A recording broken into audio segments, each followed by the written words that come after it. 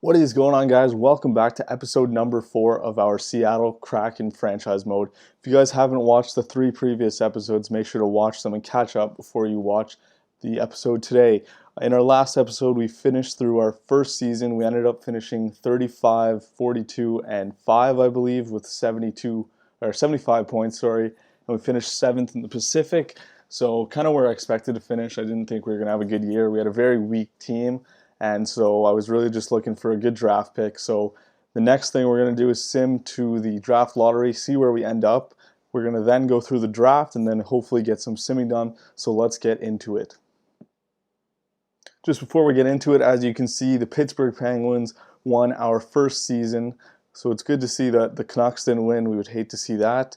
But yeah, the Pittsburgh Penguins win another cup. And here we go, draft lottery. Where do we end up? I don't see us in the top 15. So maybe I'm mistaken and oh, there we are. Sorry, I'm blind. So we dropped from 5 to 6. Not exactly the draft lottery we wanted, but I mean, the 6th pick, I'm sure there'll be someone decent on the board. And again, we can always look to trade up. I'll see what's on the board and go from there. So why don't we get into the draft? So we are officially into our second ever draft. Just as a reminder, we have 3 first rounders actually. We ended up trading a bunch of our roster players.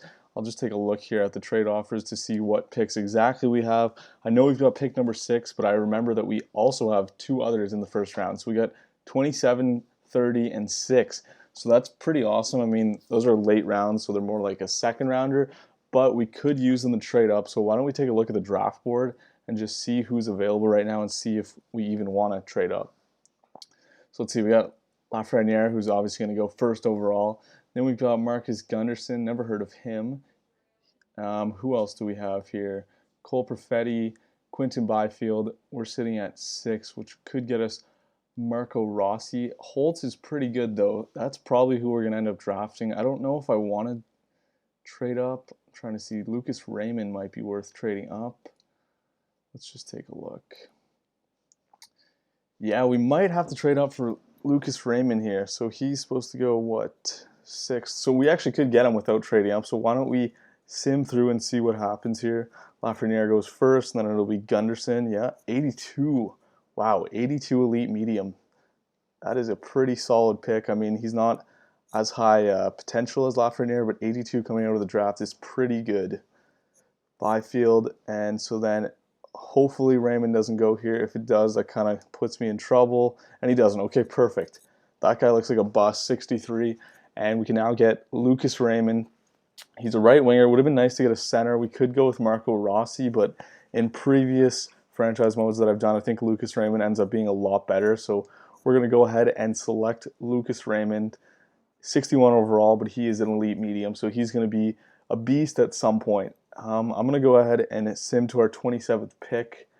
Let's just see who's on the board. It didn't look like anyone decent because 60 overalls are going. Okay, not exactly what I was hoping for. Check out this guy. He's a defenseman. Or he's a centerman, sorry. Centerman, 3 years ETA, similar style to Seguin. I don't really think the similar style means much from my previous seasons, but 3 years ETA is not terrible. Could go with Jean-Luc Foudy, who I know ends up being a decent player, but I think we're going to take a risk on Joakim Niskala. See what happens with him here. And he ends up being 61, top 6 forward, medium elite. Not terrible. I mean, not great for the first round, but it is what it is. We could have gone with Foudy, who's basically the same thing, maybe a few overalls higher. Now with our last first round pick, 30th overall, who's on the board here? Jamie Drysdale. I think we're going to have to go ahead and pick him. I know that he ends up being a decent player in most of the franchise modes. And I mean, played on the World Juniors. I love him. So I think we're going to go ahead and take him off the board here. Whoops. And that's going to complete the first round for us. 58 overall, but he is going to be a top 4 D-man with medium potential. So not a bad draft, I think. We probably could have done a little bit better. It was pretty unlucky that our 3 first rounders ended up being in the 2 that we traded for ended up being late in the first round, but it is what it is. Now with our second round pick, I'm trying to see who we got here. We got Rhett Reinhardt, 3 years ETA. Top 4 could go with Sean Glennie. He is a centerman? We do need a centerman. So maybe we'll go with this guy, actually. 3 years ETA. I think we're going to go ahead and pick Connor Zary here. Let's see. Top 6 forward, but low potential. Not ideal. Not exactly ideal, but it is what it is. Hasn't been our best draft so far. Donovan Weircock. Let's see. I'm trying to see. We should probably be going with a defenseman here. This guy is semi-accurate, being a top 4. I'm just trying to see if there's anybody else decent on the board. I think we're going to go ahead and take Kim Bang. Welcome aboard the Seattle Kraken. Hopefully he is a top 4. Top 6 low. Okay, not a good pick. And we've kind of traded our later round picks, so we go right to round 5. And let's take a look here. See if there's a goalie, decent goalie still on the board or something like that we can take advantage of. Fringe starter is the best we're going to do here, unfortunately. Okay, so I'm going to go ahead and just pick probably the top-rated player on the board then. Let's see. It's not looking like it was a very deep draft. I mean, even in the first round, it didn't end up being that great. We'll take Justin Bergeron, best player on the board. Welcome aboard. AHL top 2. Okay, so not too hot. I'm going to sim through the rest of the draft. I'm not going to bother making the 7th and 6th round picks just because they don't end up being really worth anything. It's hard to find gems, especially in a weak draft like this. So we're going to move ahead and make our roster for the upcoming season. So I just finished up the re-signing stage and have come across a few issues. We were unable to sign Eric Holla. I mean, not completely unable. He wants, let's see, I think 6.3 million. I don't really feel comfortable paying a second-line centerman who's 83 overall, 6.3 million times 6. I've tried offering him like 6.5 times 2, and he still doesn't want that. So I think I'm going to go ahead and release him, and we're going to be looking for a number 1 or number 2 centerman in free agency. Additionally, I let go our best right winger, which was Michael Frolik.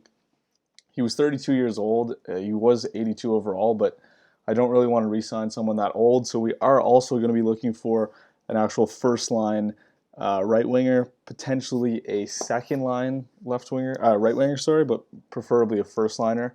And then I also let go Adam Green, one of our defensemen who is older. So we are also going to be looking for a top 4 D-man. So this free agency is going to be pretty big for us. Besides that, I ended up re-signing everybody else.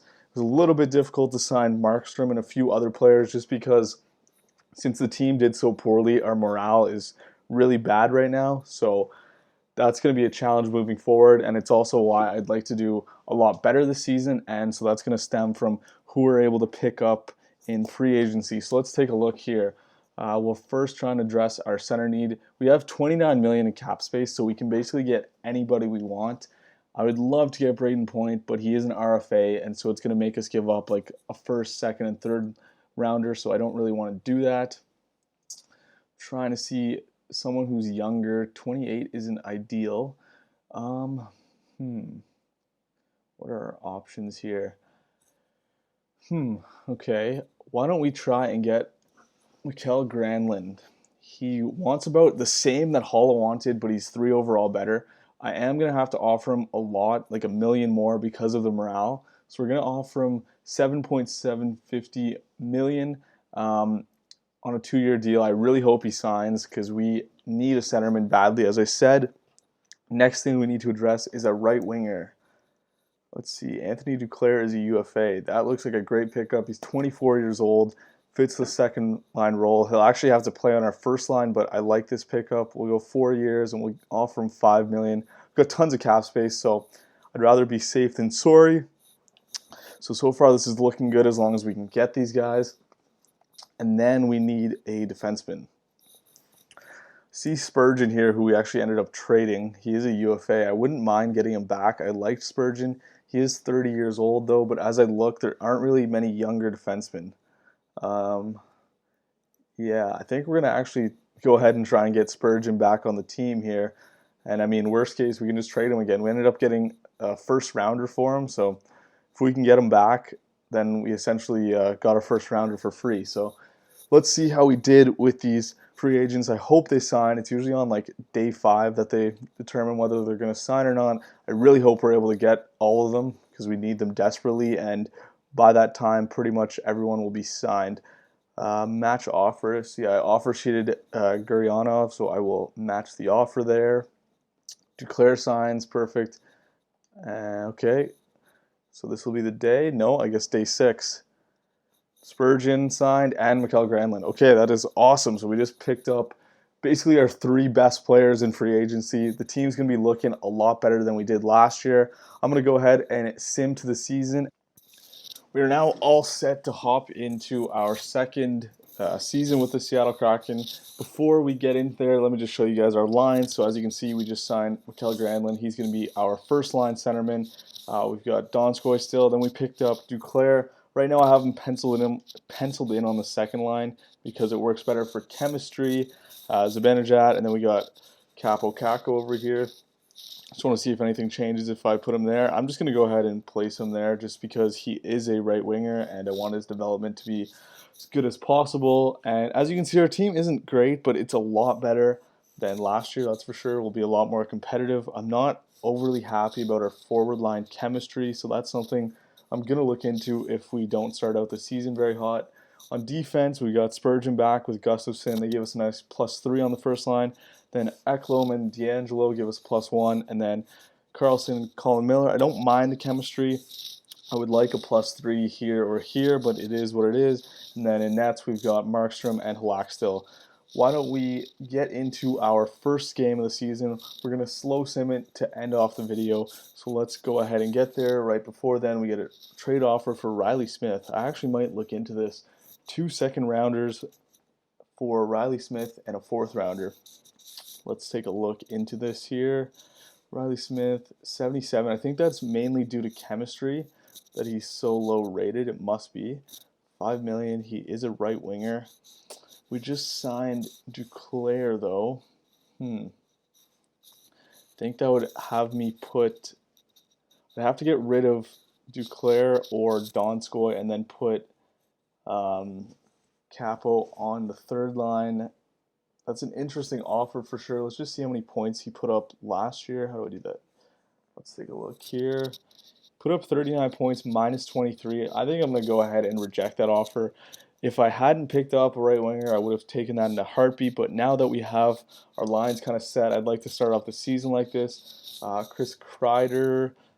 Could we use a left winger? I'll look into it. We need a left winger more than we need a right winger. Let's just see how I feel like he'll be in a similar situation. Okay, 83 overall, actually. Check out his points from last year. Does he fit our scheme? He does fit forward line 1. See what he put up in terms of points last year. 63, actually. Okay, I think I am actually going to accept this. I'll see if I can change this to a 4th rounder and see if it'll go through. They don't have a 4th. I'll take a 4th next year. Let's get this deal done. Trade accepted. Perfect. Okay, so I'm just going to quickly edit these lines before we get into our first slow sim game. So I've changed the lines. We've now got Kreider on our second line. I think that trade was actually really good because it helped balance out our lines. We can keep Kako on our 3rd line for now, let him develop a little bit more before moving him up. And now we've got pretty balanced scoring and 2 pretty solid first lines. I want to see, that gives us a +3. I think I'm actually going to go ahead and do that. Yeah, I'll take that +3 on the second line here. Let's get into our first slow sim game. This is how we're going to wrap things up. First game of the season, we are playing the Dallas Stars. I'd love to get a little OT game here. We haven't got an OT sim game in yet, I don't think. So let's take a look and see what we can do here. I would love to start off the season with a W. Let's make it happen here. I will sim through the first period, and it's a 1-1 game. Donskoy scores after being moved to the second line, giving us that +3, and then Cogliano gets 1 for them. Let's sim period number 2 here. Big scoring period. We're down 4-3. Ben scores. Nyquist scores, who I believe we used to have but traded. Duclair scores 1. Ben scores another one, and Guriano. So we're down 4-3 entering the 3rd. Let's hope the boys can come back, maybe force OT, or even just get a W in regulation. Wouldn't love to start off with an L, but let's see what we can make happen. So far, nothing going on in this period after a shootout in the second, and they put one more on the board and another one. We're down 6-3, 7-3 now. Markstrom can't save a puck in these last 10 minutes here. 8-3, oh my god. 8-4, we get one back, but we're getting shelled. 8-5, Granlund scores. But that looks like that's going to do it. An 8-5 game. So I don't know what this says about the season, but if it gives us any indicators, we are all gas, no breaks. We're going to see how it goes. In the next episode, we'll probably get through the entire season, and we'll kind of evaluate things as we go. Perron with 3 points, Granlund with 2. But we'll see where we go, see if we need to make any changes or anything like that. If you guys have any suggestions, make sure to let me know in the comments. Thanks for watching, guys. Make sure to keep an eye out for episode 5. Make sure to like, comment, and subscribe.